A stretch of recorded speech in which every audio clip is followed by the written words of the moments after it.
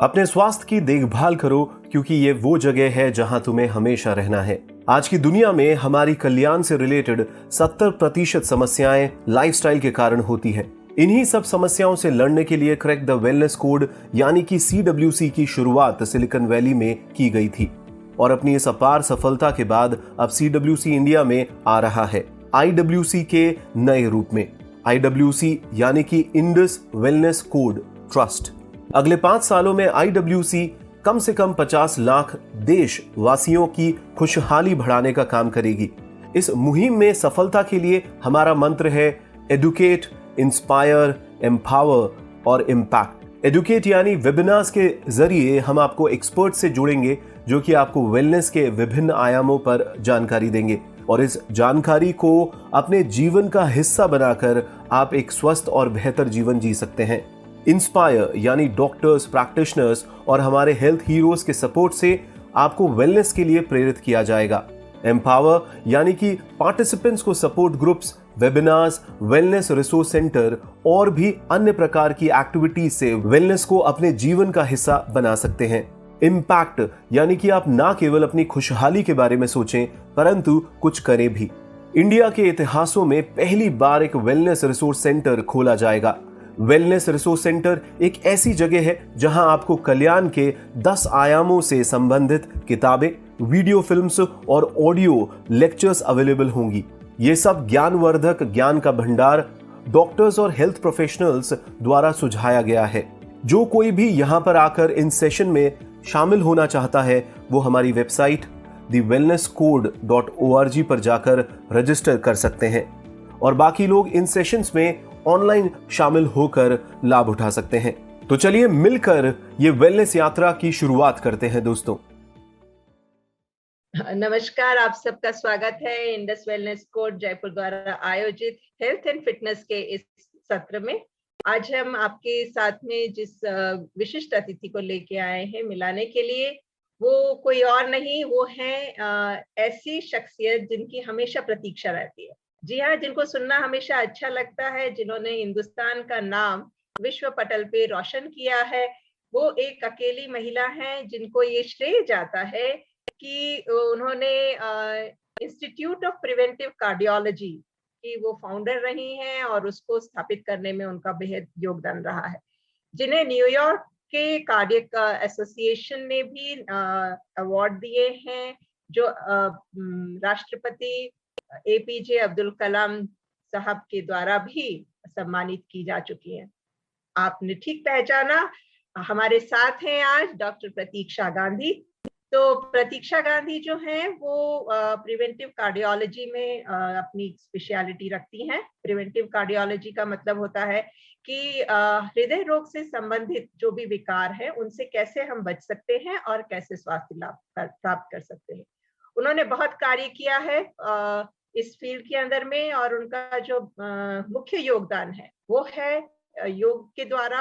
और EECP एक विशिष्ट पद्धति होती है जिसमें कि ऐसे व्यक्ति जिन्हें हार्ट अटैक हो चुका है या जिनकी बाईपास सर्जरी हुई है या एंजियोप्लास्टी फेल हुई है, तो उनके अंदर में वापस से कैसे कार्डियक सर्कुलेशन को वापस रिस्टोर कर सकते हैं, वो कार्य किया जाता है।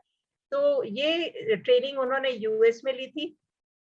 तो उन्होंने ये पाया कि कार्डियक जो पेशेंट जो फेलियर के हैं उनमें EECP ट्राई करते हैं, इससे हम उनमें क्यों ना करें जिनमें कार्डियक केसेस जो कि पेशेंट होने वाले हैं या हो चुके हैं पर जिनमें सर्जरी नहीं हुई है, तो इन्वेजिव सर्जरी के पहले ही क्यों ना किया जाए। और ये जो उनकी पद्धति है उसने काफी सफलता पाई और उनका काफी इस बारे में सम्मान भी किया जाता है। तो एक बहुत अच्छी स्पीकर हैं और उन्हें एक अच्छी ऑथर हैं। उन्होंने 1500 से ज्यादा आर्टिकल्स लिखे हैं। टीवी शोज, हेल्थ शोज उनके बहुत होते रहे हैं। और न सिर्फ एक डॉक्टर बल्कि वो एक बहुत अच्छी एंटरप्रेनर भी हैं। और 2007 में उन्हें विमेन एंटरप्रेन्योरशिप का अवार्ड भी मिला था। तो अब आपके और उनके बीच में ना आते हुए मैं आमंत्रित करना चाहूंगी डॉक्टर प्रतीक्षा गांधी को कि आए और वे हमारे दर्शकों से मुखातिब हों। डॉक्टर प्रतीक्षा गांधी, आपका स्वागत है। बहुत बहुत आभार, धन्यवाद। Thank you doctor Rashmi for the great introduction and नमस्कार सभी दर्शकों को वेलनेस कोड के। और आज जो वर्ल्ड हार्ट डे का एक स्पेशल ही दिवस है जो हम आज मनाने जा रहे हैं, और इस साल की जो थीम है यूज हार्ट टू कनेक्ट, उसके बारे में आपको मैं महत्वपूर्ण जानकारी देने वाली हूँ।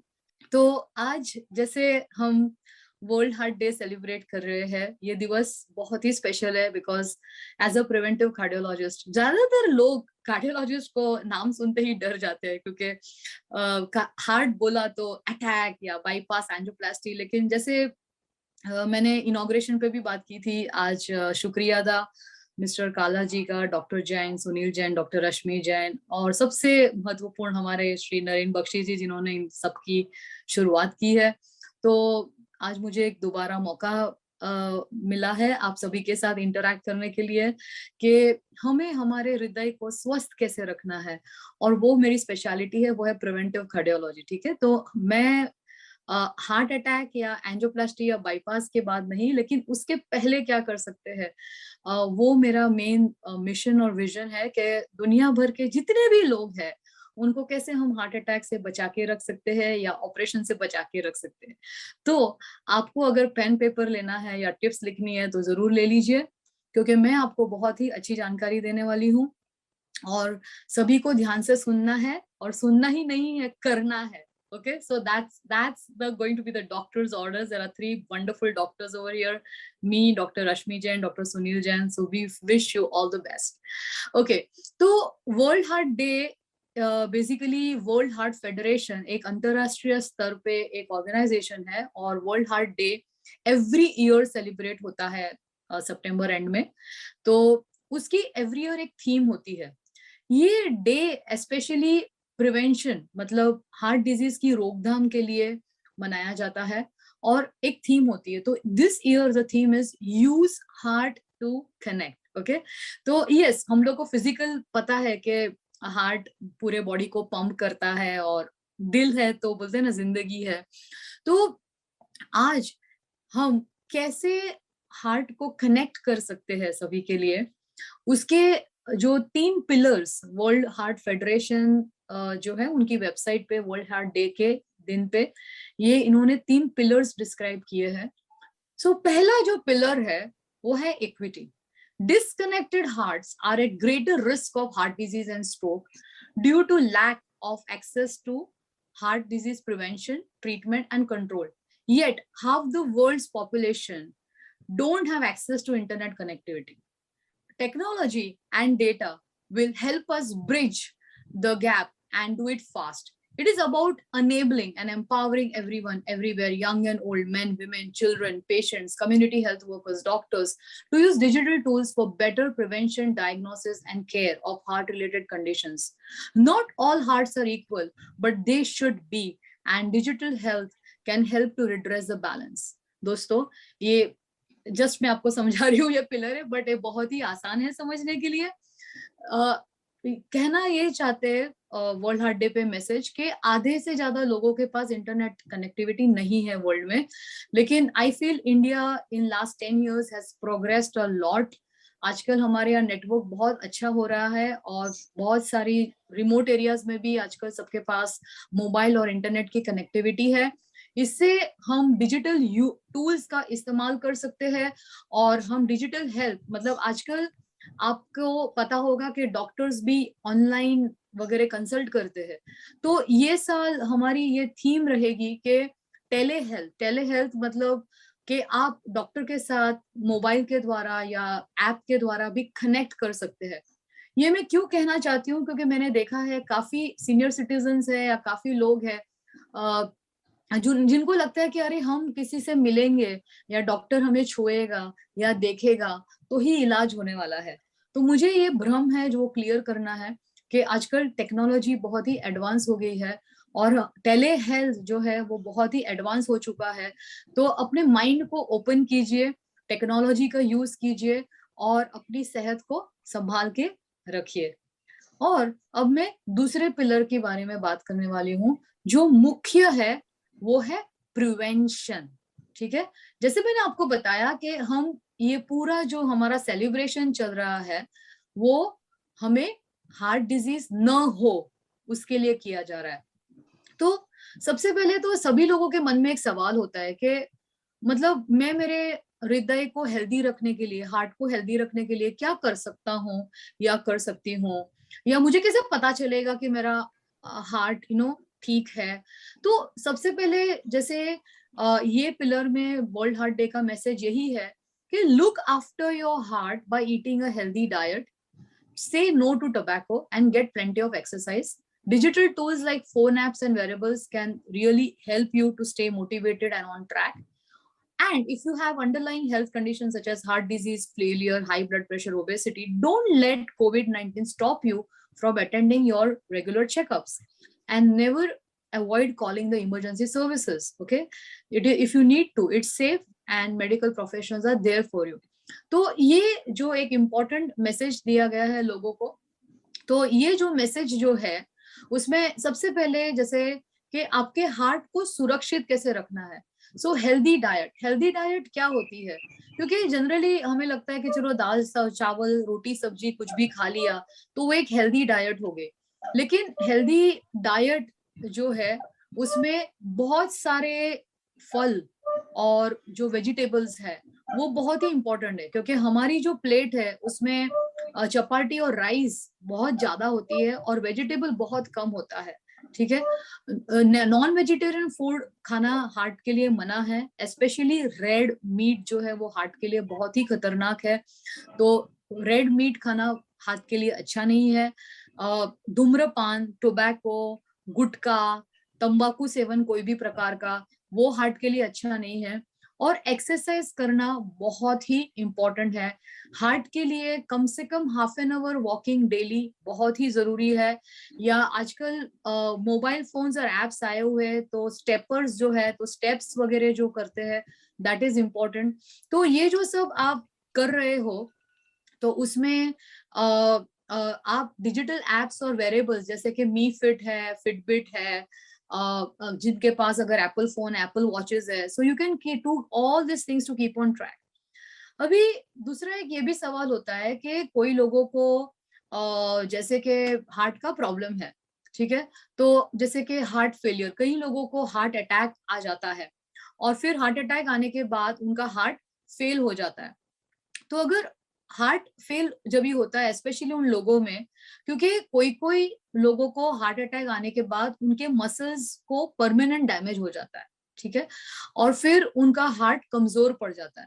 तो उन लोगों को स्पेशल केयर लेनी है, उनको डॉक्टर्स के इसमें रहना है, गाइडेंस में रहने का है। और कोई लोगों को हार्ट अटैक के बाद पूरी रिकवरी भी हो सकती है अगर आपका टाइमली ट्रीटमेंट हो गया। जैसे आजकल सुविधाएं शहरों में हो गई है, हार्ट अटैक आया तो इमीडिएटली अगर 2-3 घंटे में एंजियोप्लास्टी की जाती है तो वो हार्ट के मसल को सेव करती है। और काफी टाइम अगर टाइमली ट्रीटमेंट दी गई तो पूरी तरह से हार्ट वापस नॉर्मलाइज भी हो जाता है। तो ये सब मॉडर्न मेडिसिन के एक टाइप के अच्छे वरदान है, ठीक है। लेकिन आजकल बहुत ही मतलब अननेसेसरी सर्जरीज भी हो रही है। तो कभी कभी क्या हो जाता है कि लोग बहुत कंफ्यूज हो जाते हैं।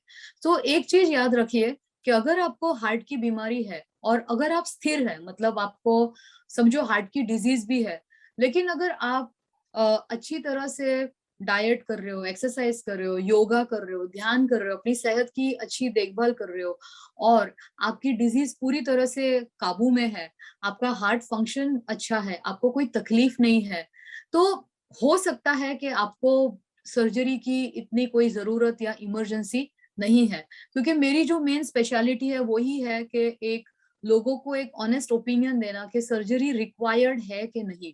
क्योंकि ज्यादातर लोगों में जहाँ बीमारी स्थिर होती है तो वहां ऑपरेशन की जरूरत नहीं होती है। और सबसे बड़ी बात जो है कि 80% दोस्तों हम हार्ट अटैक को प्रिवेंट कर सकते हैं। तो आज का सबसे मेन मैसेज जो होगा वो है कि हमें हार्ट अटैक से बचना है, हार्ट अटैक आने के लिए रुकना नहीं है, ठीक है। So that is very very important. और प्रिवेंशन के लिए मैं और एक चीज जो है, जो ज्यादातर लोग मुझे पूछते हैं कि मेरे पिताजी को था, दादाजी को है, माँ को है, भाई को है, चाचा को था, तो मुझे भी हार्ट प्रॉब्लम होगा? या कि कोई लोग मिठाई भी खा लेते हैं, चलो भाई मेरे तो खानदान में भी डायबिटीज है, मुझे भी होने वाला है, तो मैं क्यों चुप रहूं, मैं तो खा लेता हूँ सो एक चीज याद रखिए कि जेनेटिक्स यस एक टेंडेंसी है, लेकिन मेनली आपकी लाइफस्टाइल बहुत ही इंपॉर्टेंट है। जी हाँ दोस्तों, मैं दोबारा कहती हूँ कि आपकी लाइफस्टाइल बहुत ही इंपॉर्टेंट है। अगर आपका जो लाइफस्टाइल सही है, तो अगर आपको फैमिली टेंडेंसी भी होगी, तो जरूरी नहीं है कि आपको भी लाइक डायबिटीज या हार्ट प्रॉब्लम हो जाए। आप जरूर उसे प्रिवेंट कर सकते हैं या उसे टाल सकते हैं। और अभी आखिर का जो एक पिलर है वो मैं आपके साथ शेयर करूंगी। ये जो थीम है, use heart to connect people with heart, is about the community. Okay, आज सोशल सिस्टम और कम्युनिटी जो है वो बहुत ही इंपॉर्टेंट है दोस्तों। 520 million people globally living with CVD have been disproportionately affected by COVID-19 in last year. ठीक है, and due to increased vulnerability to more severe forms of COVID, this population has been told that they are vulnerable, at risk, and should shelter in place. There are many consequences of this amongst them: missing medical appointments, lack of contact with family and friends, and reduced physical exercise. Digital networks have the power to connect patients with families, friends, other patients, doctors, and carers.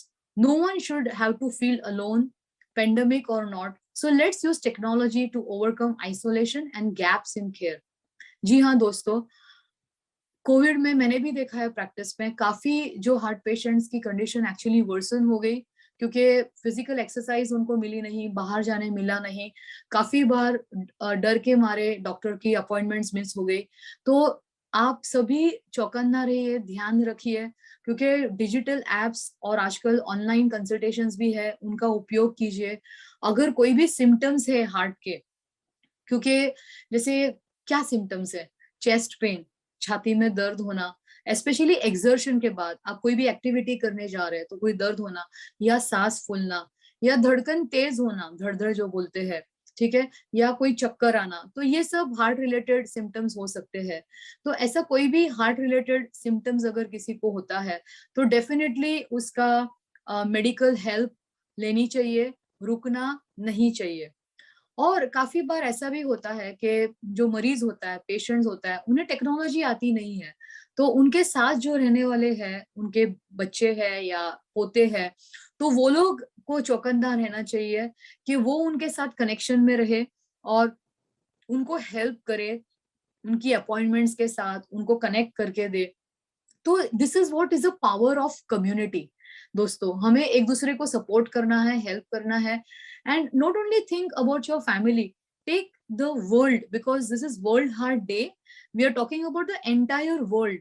तो हमें हमारे neighbours है या आजू बाजू के लोग हैं जिन्हें हम जानते भी नहीं, हमारे रिश्तेदार भी नहीं है, लेकिन use heart to connect with people, right? So what you can do is that you can help people who are not even known to you and help them connect to the medical facilities.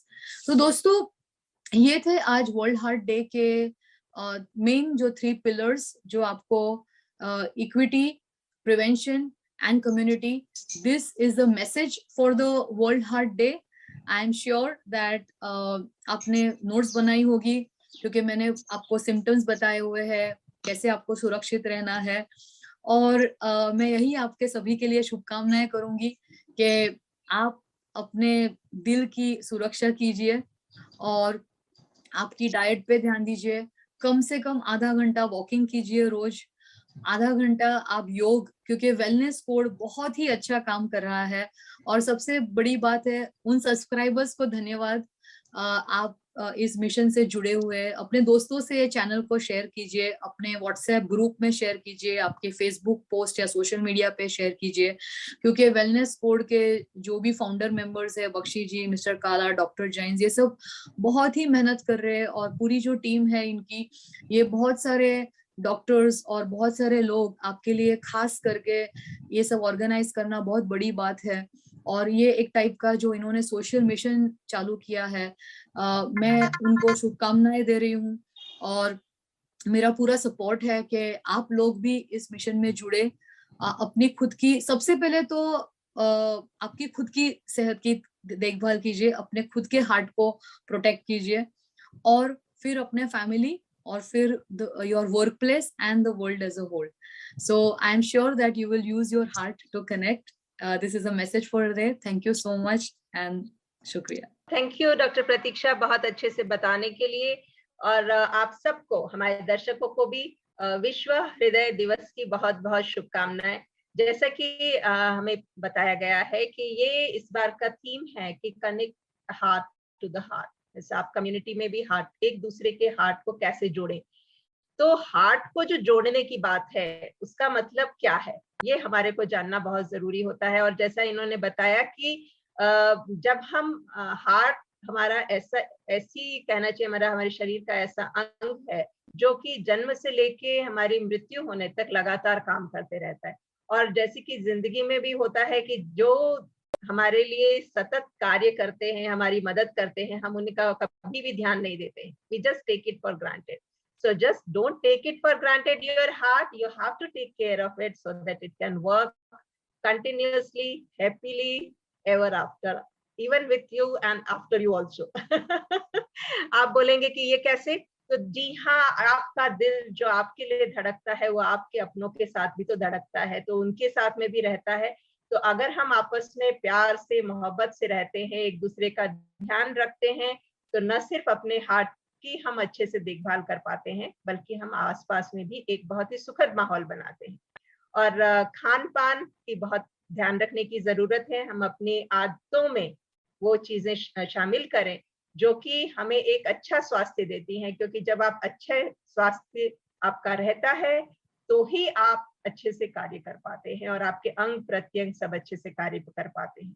तो इसीलिए no to all addictions. जी हाँ, alcohol, tobacco, इन सब से ना, और साथ जोड़ेंगे हम अच्छे से एक्सरसाइज और अच्छा भोजन से, अच्छी तरह से हमारी हेल्दी लाइफस्टाइल लेकर के आएंगे तो हमारा हार्ट हमेशा अच्छा ही रहेगा।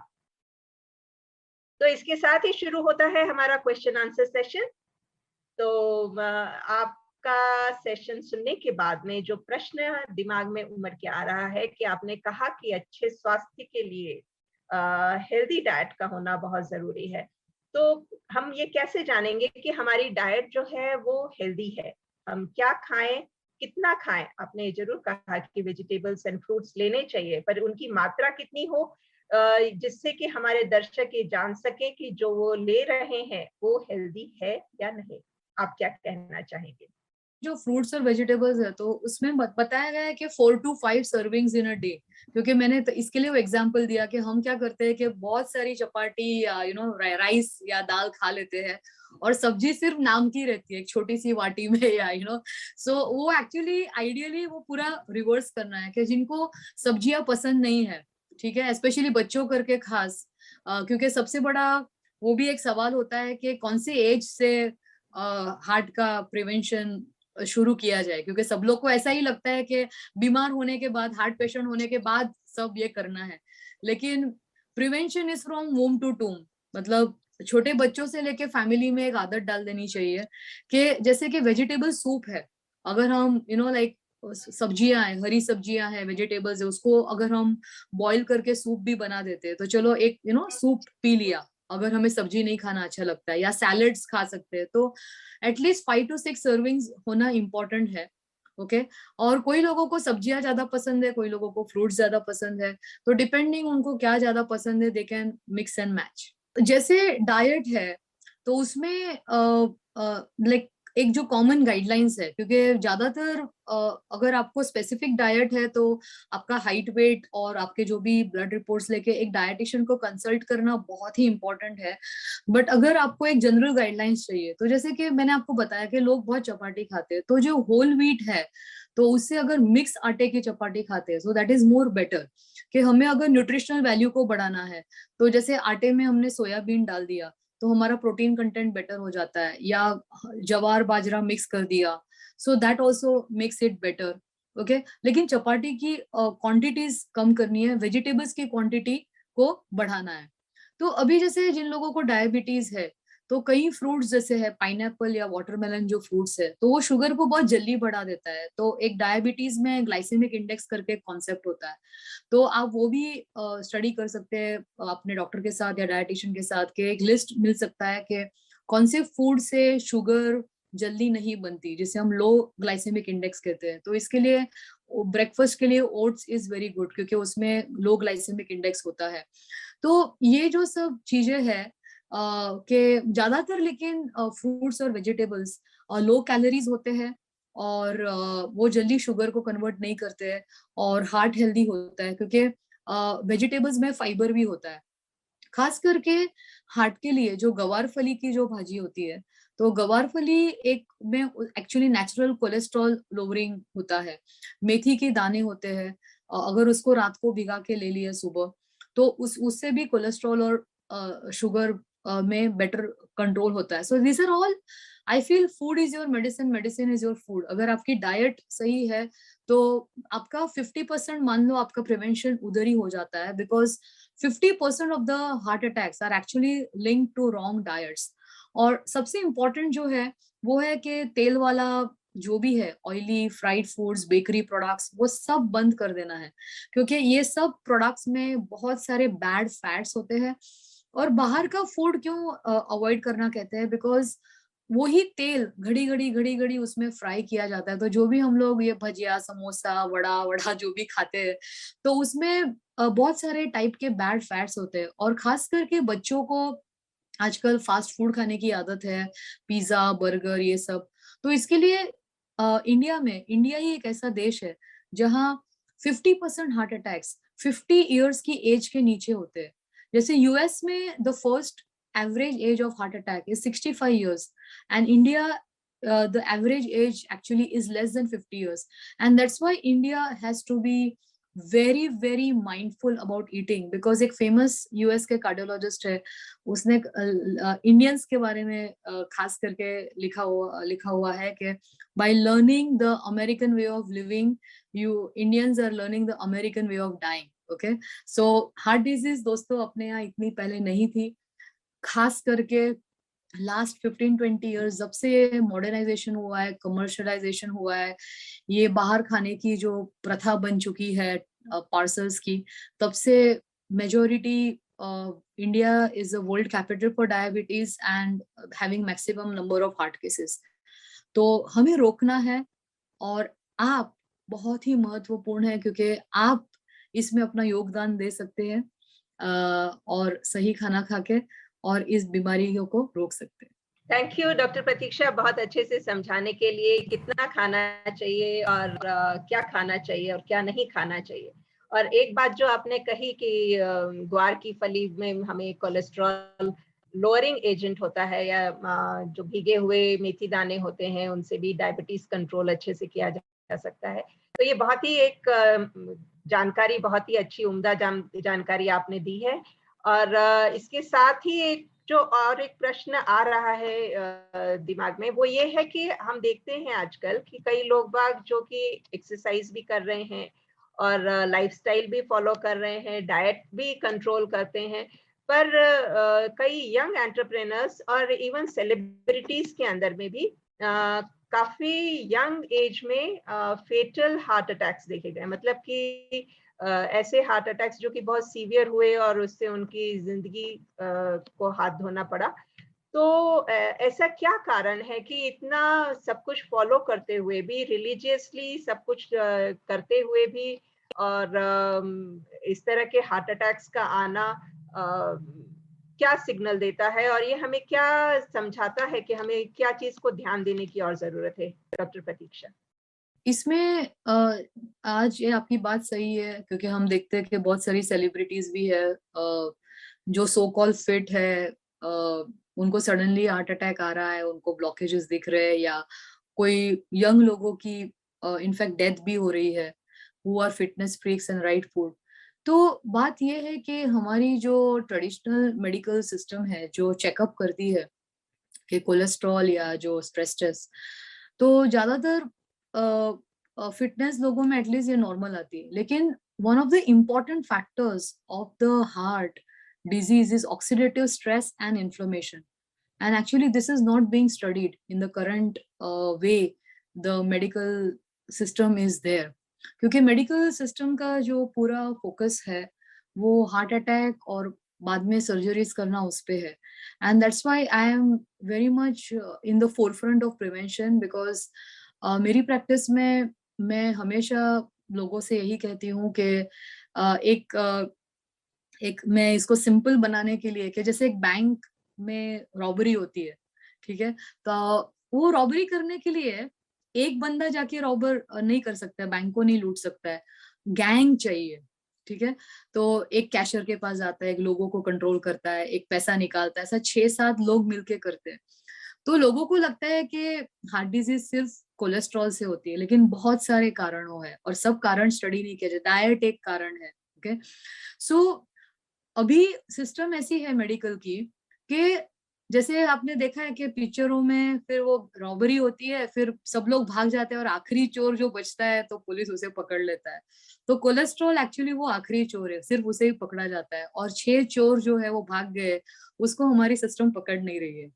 तो ये जो अगर हम स्टडी करते हैं ऑक्सीडेटिव स्ट्रेस और इन्फ्लेमेशन, जिसमें ओमेगा 3 है, हाईली सेंसिटिव रिएक्टिव प्रोटीन्स है, होमोसिस्टीन है, लाइपोप्रोटीन्स है, बहुत सारे ऐसे मार्कर्स है जो हमें बता सकते हैं कि वो व्यक्ति में पाए गए हैं कि नहीं, और ये सब स्टडी नहीं होता है.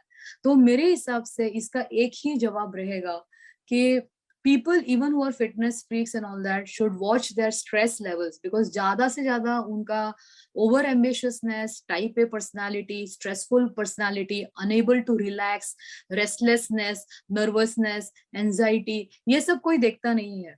And that all is causing lot of things to happen in the blood chemistry which is not detected by the medical system. So this, according to me, are the two big hidden truths which are hidden from the people, and that is what actually what we are doing in our clinic, is helping people with discovering this hidden truths so that they can prevent heart attack.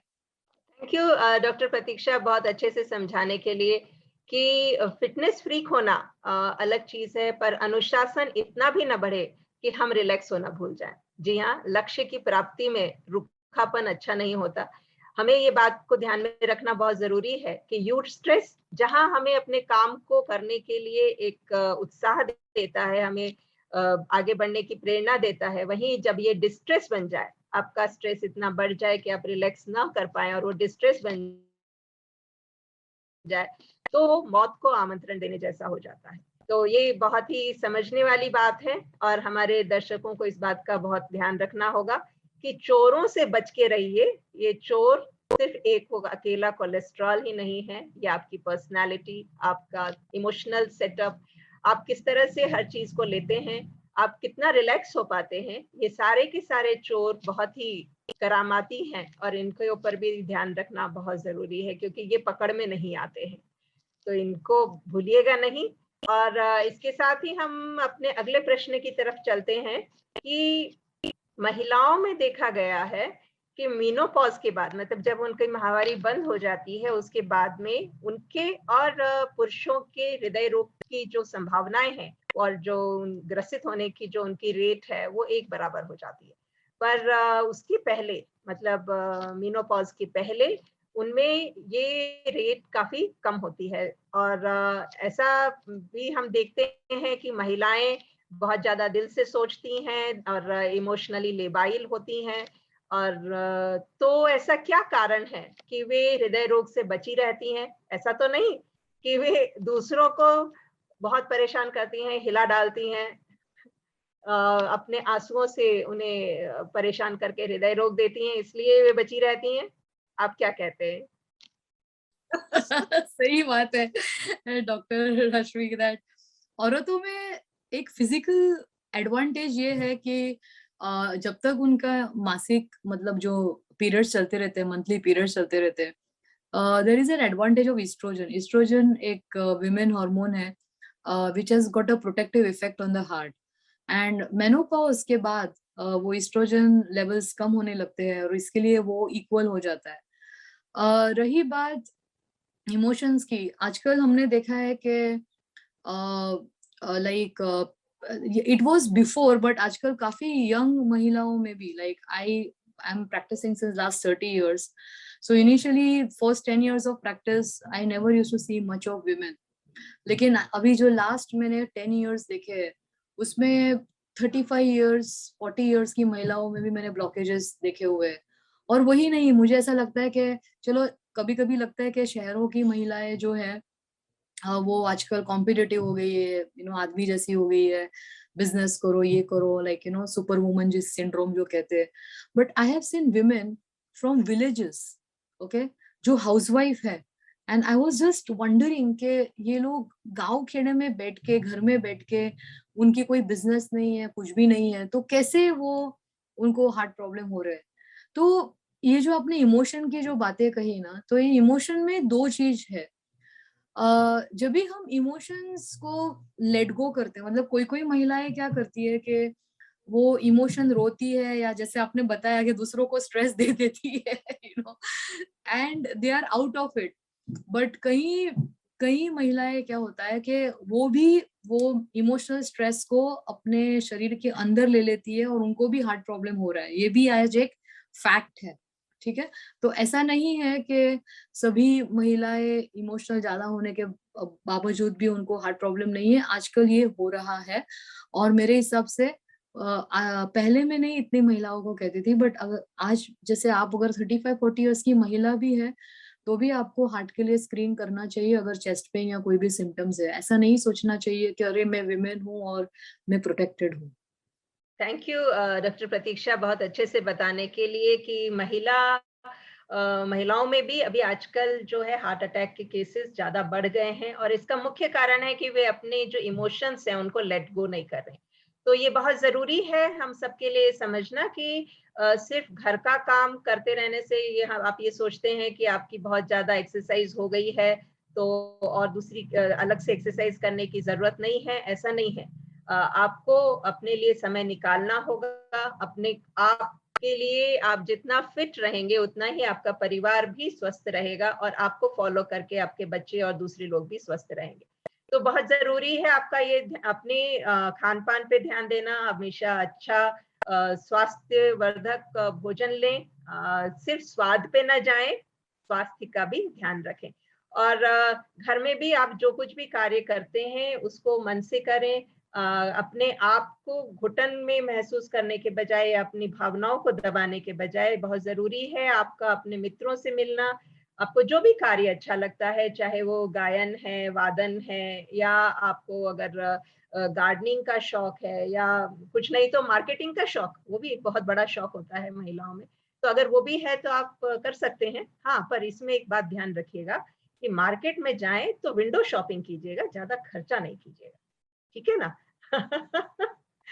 तो अब हम आते हैं एक और प्रश्न की तरफ कि बच्चों में भी आजकल ये देखा गया है कि छोटे बच्चे, मतलब कि किशोर वय के बच्चे जो कि 15-16 साल के हैं, उनमें भी हार्ट अटैक के केसेस पाए गए हैं. तो ऐसे कौन से लक्षण हैं जिनको पहचान के घर वाले, परिजन, टीचर्स वो देखें कि अगर इस तरह के जो लक्षण हैं बच्चे के अंदर में, तो भाई बहन भी आपस में कि या दोस्त उनके, कि ये ठीक नहीं है, और उससे हम कैसे उनका ध्यान रख सकते हैं, बचाव कर सकते हैं. तो आपका इसके ऊपर विचार जानना चाहेंगे.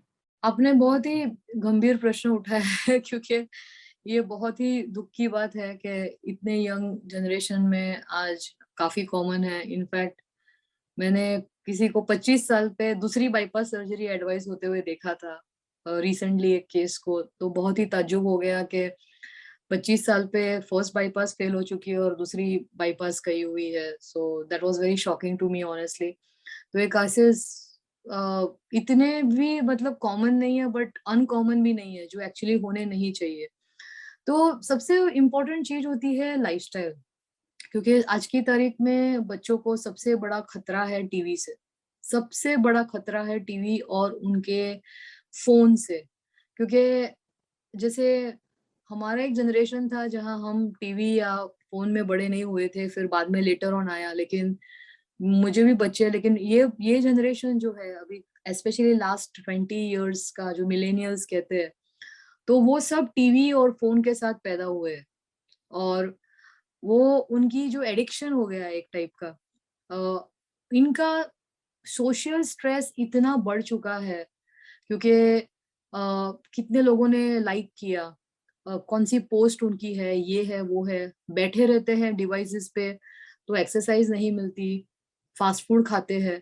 तो सबसे पहले पेरेंट्स को ये सब मॉनिटर करना पड़ेगा, स्ट्रिक्टली मॉनिटर करना पड़ेगा, क्योंकि ये जिनकी ऐसी लाइफस्टाइल है वो डेफिनेटली उनको हार्ट डिजीज होने का खतरा सबसे ज्यादा है। दूसरा है कि इंग्लैंड में एक स्टडी की गई थी, जो छोटे बच्चे थे, इन्फेंट्स थे, 18 महीने के छोटे छोटे बच्चे थे, तो उनकी कोलेस्ट्रॉल की एक स्टडी की गई थी। और हम जनरली जाके कोलेस्ट्रॉल को स्टडी करते हैं हेल्थ चेकअप में 40+ और या उसके बाद, बट 18 महीनों के बच्चों में भी जिनकी एक फैमिलियल टेंडेंसी होती है कोलेस्ट्रॉल की, उनको ज्यादा कोलेस्ट्रॉल था। क्योंकि आप देखेंगे तो पहले हम लोग बचपन में बच्चों को क्या करते हैं, अरे मेरा राजा बेटा खा, घी खिलाते हैं, ये खिलाते हैं, पूड़ी खिलाते हैं, सब उसको। जब ये बच्चा छोटा रहता है 6 महीने से 1.5 साल, जब भी उसको जीभ का स्वाद लगता है, हम सब उसको खिलाते पिलाते रहते हैं, उसको आदत बन जाती है। तो वो लोग ने रिसर्च की कि अगर हमें प्रिवेंशन करना है, तो जब भी और ये खास करके ये मेरा मैसेज जो गर्भवती महिलाएं हैं या जिनको बच्चे होने वाले हैं और जिनके बच्चे छोटे हैं, तो पहले उनको बिगाड़िए मत, कि पहले उनको सब गलत खाना खिलाएंगे और फिर बाद में बड़े होके बीमारी होने के बाद उसे करेक्ट करना है। ये बहुत ही गलत सिस्टम है जो चेंज होनी चाहिए हमारे समाज में। जब भी हम छोटे तभी से ही वो सॉल्ट की मात्रा कम या फ्राइड कम, वो बचपन से ही वो एक आदत डाल देनी चाहिए। तो ये आपने जो बताया कि पेरेंट्स का रोल मेरे हिसाब से बहुत ही इम्पोर्टेंट है। सिबलिंग्स आपने बताया, या टीचर्स को भी रीइंफोर्स करना चाहिए, स्कूल में भी रीइंफोर्स करना चाहिए, हेल्दी ईटिंग हैबिट्स को रीइंफोर्स कर सकते हैं, डिवाइसेस की पॉलिसी यूज कर सकते हैं।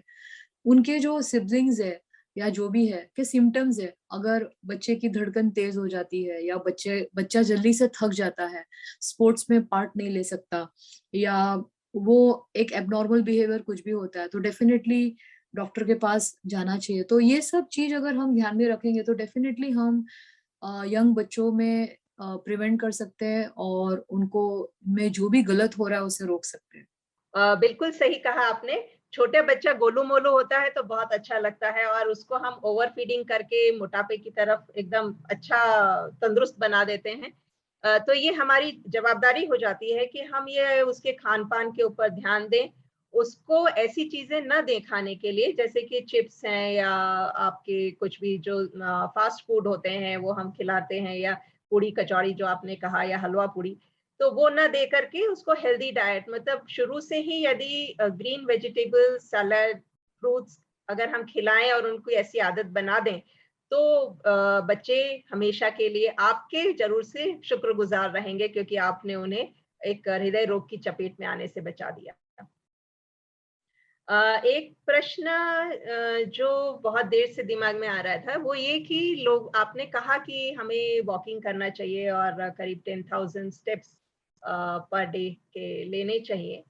तो ये जो वॉकिंग है इसकी स्पीड क्या होनी चाहिए? जैसे अब कई लोग बाग हैं वो चलते हैं तो ऐसा लग रहा है कि फैशन परेड में हैं या टहल रहे हैं या बारात में आए हैं, और कुछ तो इतनी तेज चलते हैं कि लगता है कि फ्रंटियर मेल को ही पीछे छोड़ देंगे। तो इस बारे में आप कुछ प्रकाश डालेंगे?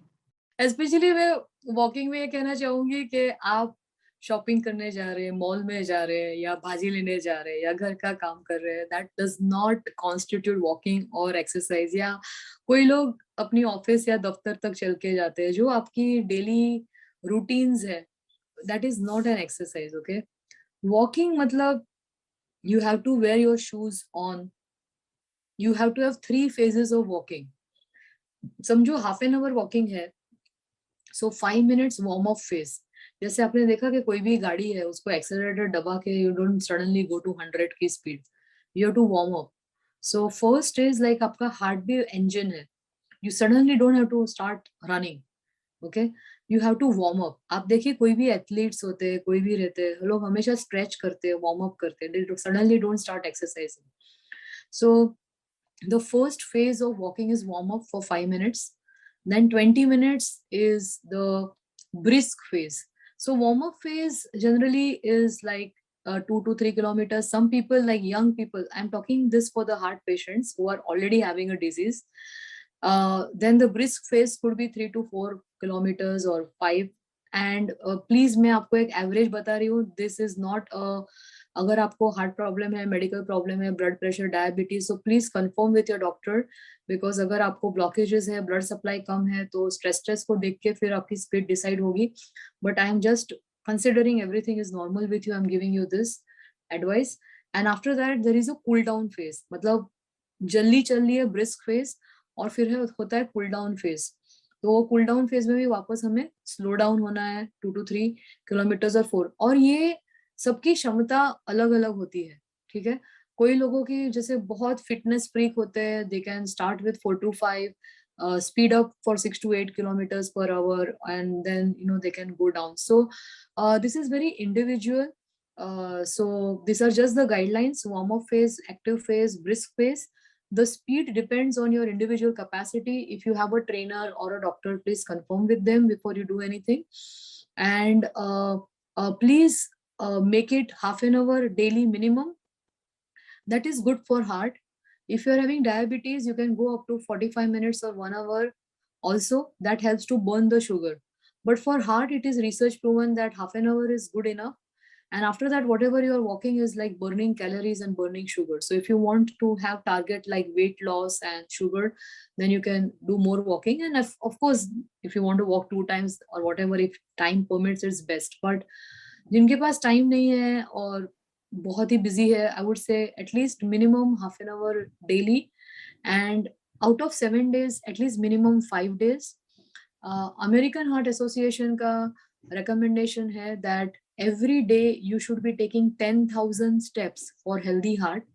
So अगर आपके पास कोई ऐप है या कुछ भी है, so you can count your steps also, and that includes everything. मतलब आप सुबह से उठ के रात तक कुछ भी कर रहे हैं तो आपके 10,000 steps अगर हो रहे हैं, so that is a good level of daily activity. Because some people are working for 10-12 hours, they are maybe in factory settings or standing or moving, there are different types of people. So these are the guidelines which are for different types of people. Thank you doctor Prateeksha, बहुत अच्छे से बताने के लिए. तो दोस्तों, आपको ये बात का ध्यान रखना है कि जब भी आप वॉकिंग करते हैं तो प्रॉपर आपके शूज होने चाहिए. और दूसरी चीज ये है कि आपको अपना वार्मिंग अप और कूल डाउन करना बहुत जरूरी है. मतलब जब जैसे ही आप चलने के लिए करते हैं तो पहले थोड़ी देर हाथ पैरों को थोड़ा चला लीजिए, हिला लीजिए, और बाद में थोड़ा देर के लिए धीरे से अपने सांस के ऊपर ध्यान देते हुए कूल डाउन वगैरह करें. पर यदि आपको ये बात समझ में ना आ रही हो कि ये कैसे किया जाता है, तो बस इतना ध्यान रखें कि जब भी आप चलते हैं तो आपकी स्पीड इतनी रहनी चाहिए कि बोलने में सांस न फूले और आप बात ठीक से कर पाएं बिना सांस को फूले. तो फिर इसका मतलब है कि आपकी स्पीड ठीक है. पर हाँ, इसका मतलब ये नहीं है कि आप बिल्कुल धीरे धीरे चलेंगे. आपको चलना स्पीड में ही है. थोड़ा सा अपने आप के ऊपर ध्यान देना बहुत आवश्यक है. कई बार हमारे मन में ये प्रश्न उठता है कि अगर एक बार हार्ट अटैक आ गया मान लीजिए, तो क्या हम वापस से अपने हार्ट को बैक टू नॉर्मल सी ला सकते हैं? क्या अगर हमने लाइफस्टाइल वगैरह चेंज कर दी, हमने अपनी आदतों में परिवर्तन ले आया, तो क्या हार्ट हमारा पहले जैसा हो सकता है? ये एक बहुत बड़ा प्रश्न है जो कि हमेशा हमारे को परेशान करता रहता है. तो कृपया इसके ऊपर प्रकाश डालें. 2 टाइप के हार्ट अटैक के बाद 2 परिस्थितियां हो सकती है. अगर टाइमली ट्रीटमेंट मिल गई और ब्लड सर्कुलेशन बढ़ाया गया, जो क्लॉट बस्टर हम इंजेक्शंस देते हैं, या तो फिर प्राइमरी एंजियोप्लास्टी करते हैं, तो ये सब प्रोसीजर्स से हम हार्ट के मसल को सेव कर सकते हैं. लेकिन समझो कभी कभी लोगों को हार्ट अटैक आके 3-4 दिन हो गए, समझ में नहीं आया, या हॉस्पिटलाइजेशन नहीं हुए, या दूर थे, या टाइम पे हॉस्पिटल नहीं पहुंचे, मतलब टाइम पे नहीं पहुंचे और फिर बाद में हार्ट के मसल डैमेज हो गए परमानेंटली, तो फिर उनको वो डैमेज के साथ परमानेंटली रहना पड़ता है. तो it depends from case to case. अगर टाइमली सब हो जाता है तो पूरी तरह से डैमेज को हम रोक सकते हैं। और लेकिन दोनों कंडीशंस में एक पॉजिटिव बात ये है कि समझो आपका डैमेज हुआ है या नहीं भी हुआ है, आगे का जो भी आपका लाइफ है, अगर आपकी लाइफस्टाइल सही है तो आप 90% आपकी हार्ट डिजीज को बहुत अच्छी तरह से कंट्रोल कर सकते हैं। क्योंकि heart disease is actually a lifestyle disease. तो अगर आपका डाइट पे अच्छा कंट्रोल है, एक्सरसाइज अच्छी है, आपको स्ट्रेस मैनेजमेंट है, योग कर रहे हैं, तो definitely it will benefit you. तो दोस्तों, ये बहुत अच्छी बात है कि एक बार अगर हार्ट अटैक हुआ तो हमें उससे डरने की बात नहीं है। यदि हम समय के रहते हुए अपने लाइफस्टाइल में और अपनी आदतों में परिवर्तन लाते हैं, तो हम एक स्वस्थ हार्ट को वापस प्राप्त कर सकते हैं। तो ठीक है ना? यदि आप इस बात को ठान लेंगे, तो आपका हृदय भी मान लेगा कि वो अब स्वस्थ हो गया है। तो डरने की कोई बात नहीं है। अब आपको सिर्फ और सिर्फ इस बात को ध्यान रखना है कि हमें अपने हार्ट को कैसे स्वस्थ रखना है। यदि हमसे पहले गलती हो गई तो कोई बात नहीं, इस गलती को काफी हद तक सुधारा भी जा सकता है। एक प्रश्न आता है कि ऐसा स्टडीज में आया है कि जो एशियंस हैं और जो इंडियंस हैं, उनका जो कोरोनरी आर्टरी है, मतलब कि वो वेसल जो कि हार्ट को सप्लाई देती है, वो छोटी और थोड़ी सी टॉर्चुअस होती है। तो और इस कारण से जो एशियंस में और इंडियंस में पर्टिकुलरली हार्ट अटैक की संभावना अपने वेस्टर्न काउंटर पार्ट से, जो विदेश हमारे जो दूसरे देशों में रहने वाले जो दूसरे हमारे कहना चाहिए साथी हैं, उनके मुकाबले में ज्यादा होती है। तो आपका इस बारे में कुछ स्टडी है या आपका क्या कहना है? ये तो प्रूवन है क्योंकि इंडियंस को जल्दी हो रही है और इंडियंस की जो आर्टरी की साइज छोटी है compare to Indian race, Asian race और Caucasian race, that is a white race जो है। तो definitely we have to be more careful because हमारी जो एनाटमी मतलब हमारी जो स्ट्रक्चर है हार्ट की आर्टरीज का, तो उसकी साइज और ये छोटी है। So we have to be very very mindful of our lifestyle and our habits and everything. That is a fact. तो इसके साथ ही हमने जो सीखा आज वो ये है कि अगर हम अपने खाने के ऊपर ध्यान देते हैं, जी हाँ, अगर हम अपने खाने पे ध्यान देते हैं, अपनी वाणी पे लगाम देते हैं अपने पैरों को गर्म रखते हैं, अपने दिमाग को ठंडा रखते हैं, अपने पेट को नरम रखते हैं, तो कोई कारण नहीं है कि हम एक अच्छी लंबे निरोगी जीवन यापन कर सकते हैं। जी हाँ, पैरों को गर्म रखने का मतलब होता है कि हॉट वाटर से गर्म नहीं करना है, वहां पे आपको चलना है। आपको जितना ज्यादा आप एक्सरसाइज करते हैं, जितना वॉकिंग करते हैं, तो आपके पैर गर्म रहेंगे। और दिमाग को ठंडा रखना आइस कैप से नहीं है, ये है कि अपने दिमाग को शांत रखिए, अपने दिमाग को जिसे कहते हैं ना कूल रखिए। आप जल्दी गुस्सा मत करिए, इमोशनली आप स्टेबल हो जाइए, आप हर एक चीज को अपने दिल पे मत लीजिए, तो दिल भी आपकी बात मानेगा और आप अच्छा काम कर पाएंगे, व्यस्त रह पाएंगे, स्वस्थ रह पाएंगे। जी हाँ दोस्तों, ये बहुत जरूरी है कि हम अपने आप को किस रूप में देखना चाहते हैं, क्योंकि जैसा आप सोचते हैं वैसा आप बनते हैं, जैसा आप फील करते हैं वैसा ही आपका दिल भी फील करता है, वो भी सुनता है।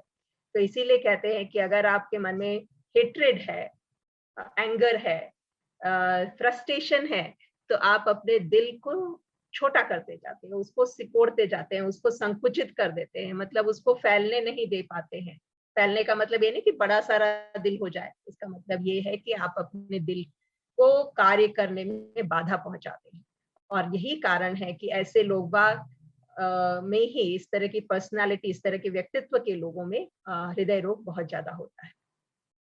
यदि आपके मन में करुणा है, प्यार है, दूसरों के प्रति सहभागिता है, मोहब्बत है, सदाचार है, तो आपका दिल खिल उठता है, वो भी बहुत ही अच्छे तरीके से सहजता से कार्य कर पाता है।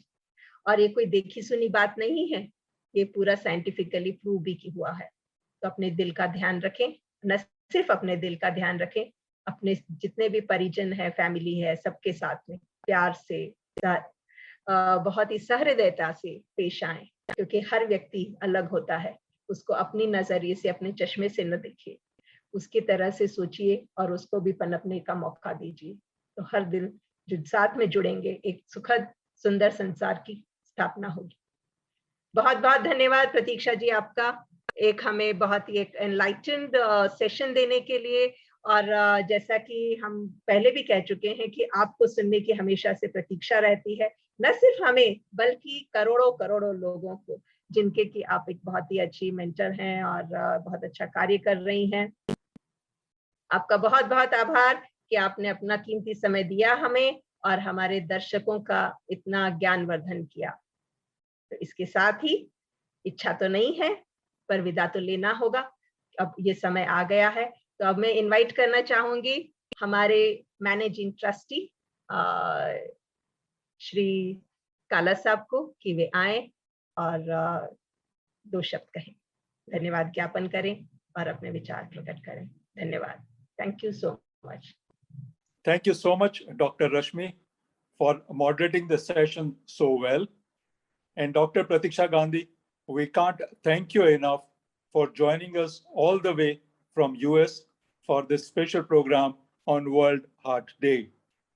Friends, today we learned about 3 pillars: equity, prevention, and community towards management of our hearts. I really like the analogy that to rob a bank, it's normally a gang that works in unison. Similarly, multiple factors are responsible for giving rise to heart issues. Multiple factors like lifestyle, stress, anxiety, nervousness, type A personality that impact our heart are normally not captured in our medical system. Good part is that we have certain markers in our body that can give us a good idea about our heart health, and we need to check out on them. So friends, we hope that this presentation will force us to think about our heart and its health. Thank you once again, Dr. Gandhi and Dr. Rashmi, for such a wonderful session. And now, friends, we would like to thank our partners who have been supporting us in this initiative. So we have strategic knowledge partners and community partners. Then we have area development partners, corporate wellness partners, NGO partners. Then we have a team of doctors who help us in this initiative. You know, we have our advisors in Dr. Sheila Nambiar and Dr. Sudhir Bhandari.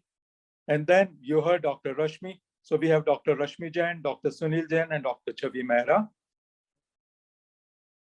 Our pro bono partners who help us out in day-to-day issues, you know, our legal advisor, IP Metro advisor, and CA. Then management team comprises of myself, Wing Commander Kala. Then we have founder trustee, Mr. Naren Bakshi, and Mr. Somnath Chatterjee. Our core team and people who advise us on an ongoing basis, Mr. Jitendra Gautam, Mr. Harminder Multani, Mr. Adi Gurudas, and Ms. Arushi Jain.